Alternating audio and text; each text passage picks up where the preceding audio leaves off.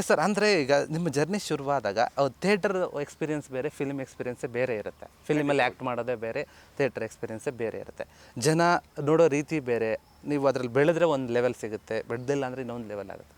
ಮೊದಲನೇ ಸಿನಿಮಾ ನೀವು ಮಾಡಿದಾಗ ನಿಮ್ಗೆ ಏನು ಅನ್ಸುತ್ತೆ? ನಾನು ಮಾಡ್ತಾ ಇದ್ದೀನಿ ಇವತ್ತು ಸಿನಿಮಾದಲ್ಲಿ, ಇದು ಸಿನಿಮಾ, ನಾಟಕ ಬೇರೆ ಮಾಡಿರ್ತಾರೆ, ಥಿಯೇಟರ್ ಬೇರೆ ಮಾಡಿರ್ತಾರೆ, ಸ್ಟೇಜ್ ಮೇಲೆ, ಬಟ್ ಸಿನಿಮಾ ಮಾಡ್ತಾಯಿದ್ದೀನಿ ಅನ್ಸಿದಾಗ, ಕ್ಯಾಮ್ರಾ ಫೇಸ್ ಮಾಡ್ಬೋದಾಗ ಏನು ಅನಿಸಿತ್ತು ನಿಮಗೆ? ತುಂಬ ಹೆದರಿಕೆ ಆಯ್ತು ಸರ್, ನರ್ವಸ್ ಆಗಿದೆ. ಯಾಕಂದ್ರೆ ಅಷ್ಟು ಈಸಿ ಅಲ್ಲ ಯಾಕಂದ್ರೆ ಮೊದಲೇ ತುಂಬ ಜನದ ಮುಂದೆ ಮಾಡಿದವ್ರು ನೀವು.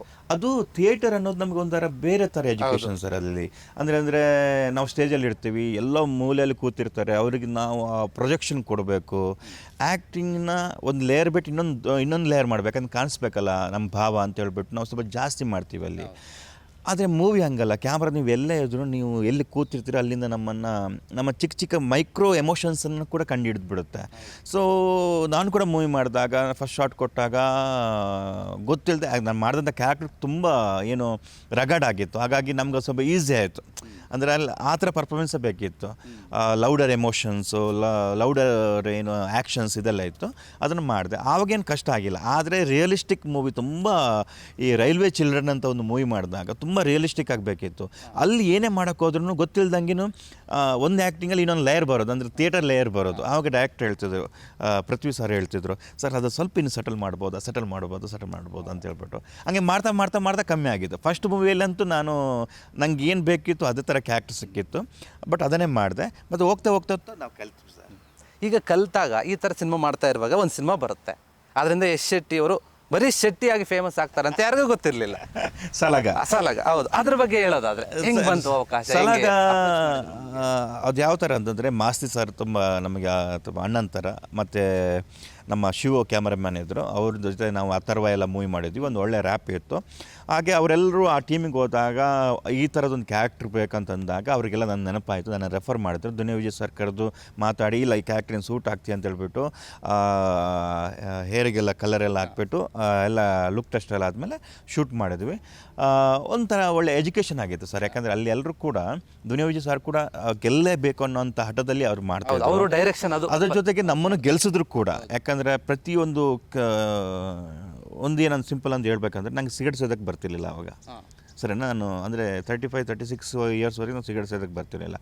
ಅವ್ರು ಸಿಗರೇಟ್ ಕೊಟ್ಟರು ಆನ್ ಶಾಟಲ್ಲಿ. ನಾನು ಹಿಂಗೆ ಬಿಟ್ಬಿಟ್ಟೆ. ಅದು ಅವ್ರು ಸರಿ ಅನಿಸಿಲ್ಲ. ಅವ್ರಿಗೆ ಆ ಕ್ಯಾರೆಕ್ಟ್ರಿಗೆ ಇಲ್ಲ, ಆ ಕ್ಯಾರೆಕ್ಟ್ರ್ ಹಂಗಲ್ಲ ಅಂತ ಅನಿಸ್ಬಿಡ್ತಲ್ಲ. ಇಲ್ಲ, ಅದೇನು ಇದು ರಿಯಾಲಿಟಿ ಬರ್ತಿಲ್ಲ, ಈ ಕ್ಯಾರೆಕ್ಟ್ರ್ ಹಾಳಾಗ್ತಿದೆ ಅಂದಾಗ, ಇಲ್ಲ ಸಿಗರೇಟ್ ಸೇದು ಅದು ತೆಗೆದು ಬಿಸಾಕಿಬಿಡಿ, ಅವನಿಗೆ ಒಂದು ಇದು ಏನು ಡ್ರಿಂಕ್ಸ್ ಮಗ್ ಕೊಟ್ಬಿಡಿ ಅಂತ ಹೇಳ್ಬಿಟ್ರು. ಅಂದರೆ ಆ ಪರ್ಫೆಕ್ಷನ್ ಇದೆ ಅಲ್ವಾ. ಇಲ್ಲ, ಏನಾದ್ರು ಮಾಡಲೇಬೇಕು. ಮತ್ತು ಯಾವತ್ತೂ ಕೂಡ ನಮ್ಮನ್ನು ಆರ್ಟಿಸ್ಟ್ ಥರ ನೋಡಿಲ್ಲ, ಸ್ವಂತ ತಮ್ಮಂದಿರ ಥರ ನಮ್ಮನ್ನು ನೋಡಿದ್ರು ಆ ಥರ. ಯಾಕೆಂದರೆ ಏನು ಗೊತ್ತಾ, ಮೂವಿಯಲ್ಲಿ ಎಲ್ಲರೂ ನನ್ನ ಮೂವಿ ಅಂತ ಮಾಡಿದಾಗ ಅದರದ್ದು ಒಂದು ಎಫೆಕ್ಟೇ ಬೇರೆ ಇರುತ್ತೆ, ರಿಸಲ್ಟೇ ಬೇರೆ ಇರುತ್ತೆ. ಆ ಸಲಾಗ ಆ ಥರ ಇತ್ತು. ಅವರೆಲ್ಲರೂ ಇದು ನಿನ್ನ ಮೂವಿ, ನೀನು ಈ ಥರ ಮಾಡ್ಬೇಕಂತ ಹೇಳ್ಬಿಟ್ಟು ಎಲ್ರಿಗೂ ಅವ್ರ ಮೂವಿಯನ್ನು ಭಾವನೆ ತರಿಸ್ಬಿಟ್ರು ಅವರು. ಅಂದರೆ ದುನಿಯಾ ವಿಜಯ್ ಅವರು ಆ್ಯಕ್ಟಿಂಗ್ ಪರ್ಪಸ್ ಬಂದಾಗ ಅದು ಬೇರೆ, ಡೈರೆಕ್ಷನ್ ಬಂದಾಗ ಅದು ಬೇರೆ. ಎರಡು ಕಡೆ ನೋಡಿದ್ದೀರಾ? ಅವ್ರು ಎರಡು ಒಂದೇ ಕಡೆ ನೋಡಿದ್ದೀರಾ? ನಾವು ಅವರನ್ನ ಆ್ಯಕ್ಟರ್ ಆಗಿಬಿಟ್ಟು ಸಿಕ್ಕಾಪಟ್ಟೆ ಮೂವೀಸ್ ನೋಡಿದ್ದೀವಿ. ದುನಿಯಾದಿಂದ ಹಿಡಿದ್ಬಿಟ್ಟು ಎಲ್ಲ ಮೂವಿ ನಾವು ನೋಡ್ಕೊಂಡು ಬಂದ್ವಿ. ಜಂಗ್ಲಿ ಆಗಿರ್ಬೋದು, ಅವ್ರು ಮಾತಾಡೋ ಶೈಲಿ, ಅವ್ರ ಕಾಮಿಡಿ ಟೈಮಿಂಗ್ಸು, ಅವರ ಮತ್ತು ಏನು ರಗಡ್ ಎಮೋಷನ್ಸ್ ಇರ್ಬೋದು, ಎಲ್ಲ ನೋಡ್ಕೊಂಡು ಬಂದಿದ್ವಿ.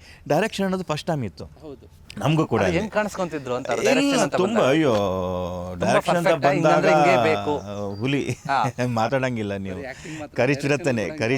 ಯಾಕಂದ್ರೆ ಅವರು ಅದೊಂಥರ ಹಠ ಮತ್ತು ಚಾಲೆಂಜಾಗಿ ತಗೊಂಡಿದ್ರು ಅವರು, ಸರಿನಾ. ಮತ್ತು ಒಂದು ಟೀಮ್ನ ಸ್ಟ್ರಾಂಗಾಗಿ ಕಟ್ಟಿದ್ರು, ಫುಲ್ ಅದರಲ್ಲಿ ಇನ್ವಾಲ್ವ್ ಆಗಿದ್ರು. ಮತ್ತು ಆ ಫೀಲ್ಡ್ ಏನಿದೆ ಅದು ತುಂಬ ಚೆನ್ನಾಗಿ ಗೊತ್ತಿರುವಂಥ ಮನುಷ್ಯ ಅವರು, ತುಂಬ ಚೆನ್ನಾಗಿ ತಿಳ್ಕೊಂಡಿರುವಂಥ ಮನುಷ್ಯ. ನಾವು ಸ್ವಲ್ಪ ಏನೇನು ಮಾಡೋಕ್ಕೆ ಹೋದರೂ ಅವ್ರಿಗೆ ಗೊತ್ತಾಗ್ತದೆ ಈ ಫೀಲ್ಡಿಂದ ಹೊರಗೆ ಹೋಗ್ತಿದೆ, ಇಲ್ಲ ವಾಪಸ್ ತರಬೇಕಂತ ಹೇಳ್ಬಿಟ್ಟು. ಅದನ್ನು ತುಂಬ ಚೆನ್ನಾಗಿ ಮಾಡಿಸಿದ್ರು. ಅಂದರೆ ಟೀಮು ತುಂಬ ಚೆನ್ನಾಗಿತ್ತು. ಅದನ್ನಂತ ನೋಡಿ ಭೀಮಾ, ಈಗ ನಾನು ಅದಕ್ಕೆ ಮೊನ್ನೆ ಹೇಳ್ತಿದ್ದೆ, ನಮ್ಮ ವಿಜಯ್ ಸರ್ ಒಂಥರ ನಮ್ಮ ಇಂಡಸ್ಟ್ರಿಗೆ ಮರುಭೂಮಿಯಲ್ಲಿರೋ ವಯಸ್ಸಿಸ್ ಇದ್ದಂಗೆ. ಸರಿ, ನಾವು ಕೊರೋನಾ ಟೈಮಲ್ಲಿ ಯಾವ ಮೂವಿನೂ ಓಡ್ತಿರ್ಲಿಲ್ಲ, ಸಲಗ ತಗೊಂಡ್ಬಂದುಬಿಟ್ರು, ದೊಡ್ಡ ಹಿಟ್ ಆಯಿತು. ಆಮೇಲೆ ಯಾವುದೂ ಮೂವಿ ಓಡ್ತಾ ಇರಲಿಲ್ಲ, ನಮ್ಮ ಇಂಡಸ್ಟ್ರಿಗೆ ಏನೂ ಆಗ್ತಿರಲಿಲ್ಲ. ಭೀಮಾ ಬಂತು, ಹಿಟ್ ಆಗಿಬಿಡ್ತು. ಇನ್ನೀಗ ಸಿಟಿ ಲೈಟ್ಸ್ ಮಾಡ್ತಿದ್ದಾರೆ, ತುಂಬ ಒಳ್ಳೆಯದಾಗಲಿ ಅವರಿಗೆ. ದುನಿಯಾ ವಿಜಯ್ ಸರ್ ನಿಮ್ಗೊಂದು ಮಾತು ಹೇಳಿರ್ತಾರೆ, ಈ ಫಿಲಿಮ್ ಆದ್ಮೇಲೆ ನಿನ್ನ ಹೆಸರೇ ಬದಲಾಗುತ್ತೆ ಅಂತ. ಅದ್ರ ಬಗ್ಗೆ ಏನ್ ಹೇಳ್ತೀರಾ? ಏನಾಯಿತು, ನಾನು ಇಂಡಸ್ಟ್ರಿಗೆ ಬಂದಾಗ ಈಗ ರಕ್ಷಿತ್ ಶೆಟ್ಟಿ, ಇವರು ರಿಷಬ್ ಶೆಟ್ಟಿ, ರಾಜ್ಬಿ ಶೆಟ್ಟಿ, ಪ್ರಮೋದ್ ಶೆಟ್ಟಿ ಅಂತ ಹೇಳ್ಬಿಟ್ಟು ಶೆಟ್ಟಿ ಅಂತ ಹೇಳ್ಬಿಟ್ಟು ಅವಾಗ ಏನೋ ಒಂದು ಸ್ವಲ್ಪ ಅಂದರೆ ಶೆಟ್ಟಿಗಳೇ ಇದಾಗ್ತಿದ್ದಾರೆ, ಶೆಟ್ಟಿಗಳೇ ಒಂದು ಟೀಮ್ ಮಾಡ್ಕೊಂಡಿದ್ದಾರೆ ಅಂತ ಹೇಳ್ಬಿಟ್ಟು ಏನೇನು ಹೂವಪೂಗಳೆಲ್ಲ ಬರ್ತಾ ಇತ್ತು. ಸೊ ನನ್ನ ಹೆಸರಲ್ಲಿ ಯಶ್ ಶೆಟ್ಟಿ ಅಂತ ಇತ್ತಾ, ಯಶವಂತ್ ಶೆಟ್ಟಿ ಅಂತ ಇತ್ತಾ, ನಾನು ಸರಿ ನನ್ನ ಇದು ಶೆಟ್ಟಿ ತೆಗೆದುಬಿಡೋಣ ಅಂತ ಹೇಳ್ಬಿಟ್ಟು ಸರ್ ಖಾಲಿ ನಾನು ಯಶ್ ಅಂತ ಹಾಕೋತೀನಿ, ಇಲ್ಲ ಯಶವಂತ್ ಅಂತ ಹಾಕೋತೀನಿ ಅಂತ ಹೇಳಿದೆ ಅವ್ರಿಗೆ. ಹಿಂಗೆ ಮಾತಾಡ್ತಿರ್ಬೇಕಾದ್ರೆ ಹೋಗ ಈ ಮೂವಿ ಆದಮೇಲೆ ನಿನ್ನ ಹೆಸರು ಶೆಟ್ಟಿನೇ ಅಂತ ಹೇಳ್ಬಿಟ್ರು. ಯಶವಂತ್ ಅಂತೂ ಕರೆಯಲ್ಲ, ಶೆಟ್ಟಿ ಅಂತಲೇ ಕರೆಯೋದು ಹೋಗ ಅಂತ ಹೇಳ್ಬಿಟ್ರು. ಅದಲ್ಲೇ ಹಂಗೆ ಆಗ್ಬಿಡ್ತದೆ. ಈಗೆಲ್ಲ ಇದುವರೆಗೂ ಸತ್ಯ ಆಗಿದೆ. ಎಲ್ಲ ಕಡೆ ಹೋದಾಗ ಶೆಟ್ಟಿ ಸರ್ ಅಂತ ಕರೀತಾರೆ ಎಲ್ಲರೂ, ಟೆಕ್ನಿಷಿಯನ್ಸ್ ಆಗಿರ್ಬೋದು, ಪ್ರೊಡಕ್ಷನ್ ಅವ್ರ ಆಗಿರ್ಬೋದು. ಅದು ರಿಜಿಸ್ಟರ್ ಆಗಿಬಿಟ್ಟಿದೆ. ಒಳ್ಳೇದೇ ಬಿಡಿ, ಯಾಕಂದರೆ ಒಂದು ಮೂವಿಯಿಂದ ಒಂದು ಕ್ಯಾರೆಕ್ಟರ್ ಹೆಸರಲ್ಲಿ ಗುರುತಿಸ್ಕೊಳ್ಳೋದಿದೆ ಅಲ್ವಾ, ಅದು ತುಂಬ ಇಂಪಾರ್ಟೆಂಟ್. ಈಗ ನಾವು ಧನಂಜಯ ಸರ್ ಅಂತ ಕರೆಯೋದಕ್ಕಿಂತ ಡಾಲಿ ಅಂತ ಕರೆಯೋಕ್ಕೆ ಇಷ್ಟಪಡ್ತೀವಿ. ಕ್ಯಾರೆಕ್ಟರ್ ಸುದಿ ಅಂತ ಕರೆಯೋದಕ್ಕಿಂತ ಕಾಕ್ರೋಚ್ ಅಂತ ಕರೆಯೋಕೆ ಇಷ್ಟಪಡ್ತೀವಿ. ಯಾಕಂದ್ರೆ ಆ ಕ್ಯಾರೆಕ್ಟರ್ ಅಷ್ಟು ಇಂಪ್ಯಾಕ್ಟ್ ಮಾಡಿ ಖುಷಿ ಇದೆ ಸರ್. ಪ್ರತಿಯೊಬ್ಬರ ಜೀವನದಲ್ಲೂ ಕೂಡ ಒಂದೊಂದು ಕ್ಯಾರೆಕ್ಟರ್ ಅವರ ಮೇಲೆ ತಗೊಂಡು ಹೋಗುತ್ತೆ ಅನ್ನೋದಕ್ಕೆ ಇದೊಂದು ಉದಾಹರಣೆ. ಅದು ನಿಮ್ಮ ಜೀವನದಲ್ಲಿ ಕೂಡ ಹಾಕಿ. ಖಂಡಿತ. ಕ್ಷಣ ಕ್ಷಣದ ಸುದ್ದಿಗಳಿಗಾಗಿ ಫ್ರೀಡಂ ಟಿವಿ ಸಬ್ಸ್ಕ್ರೈಬ್ ಮಾಡಿ, ಲೈಕ್ ಮಾಡಿ ಹಾಗೂ ಫಾಲೋ ಮಾಡಿ. ಹೊಸ ಸುದ್ದಿಗಳ ನೋಟಿಫಿಕೇಶನ್ಗಾಗಿ ಬೆಲ್ ಐಕಾನ್ ಮೇಲೆ ಕ್ಲಿಕ್ ಮಾಡಿ.